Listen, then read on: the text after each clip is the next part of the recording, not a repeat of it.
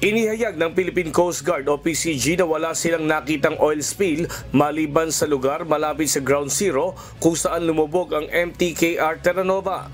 Nilinaw ng ahensya na maayos at malinis ang dagat at walang dapat ipangamba ang publiko. From Manila going north, going to Bulacan, Pampanga River, dinaanan namin, then puntang Bataan.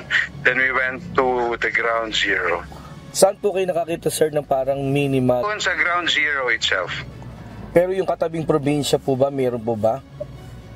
Wala. Wala kaming nakitang oil sheen or oil slicks.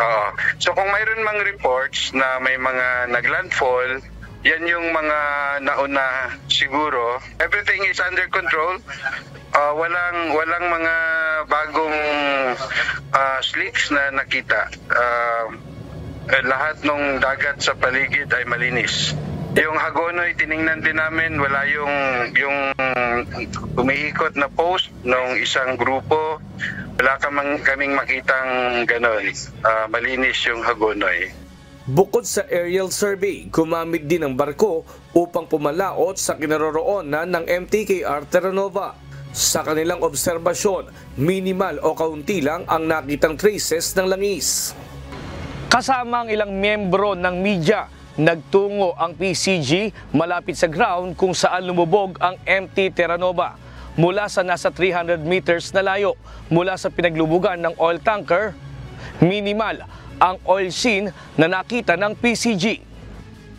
Sinama po natin yung ating mga kasamahan sa media para po makita nila ang extent ng current situation na nangyayari po ngayon sa Ground Zero. Nag-conduct din po tayo ng sea surface survey para ma-check po yung ating mga coastal areas in the province of Bataan. So kasama po natin sila, nag-ikot.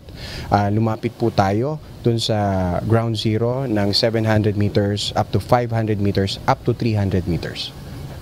Actually sir, ang ating pong nakita doon, very minimal po yung oil sheen na nandun sa Ground Zero. Even at the distance of 700 meters up to 500 meters, unnoticeable po yung oil sheen.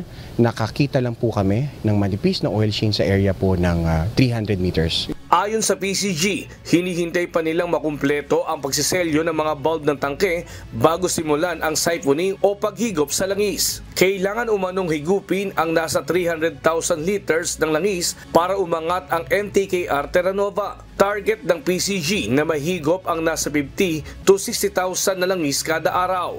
Wala pong mga oil sheen na present pa sa coastline ng Bataan. Sa ngayon sir, continuous pa rin po ang operation ng pagsisilaw ng source containment ng Salvor Company ng Harbor Star na kontrata nung lumubog na barko. Ongoing po sa pagsisil ng mga valves, and then right after that, the moment na masil yung mga valves, doon pa lang ma-determine if it's already clear na makapag-start ng siphoning. Nestor Torres, humahataw sa balita ngayon.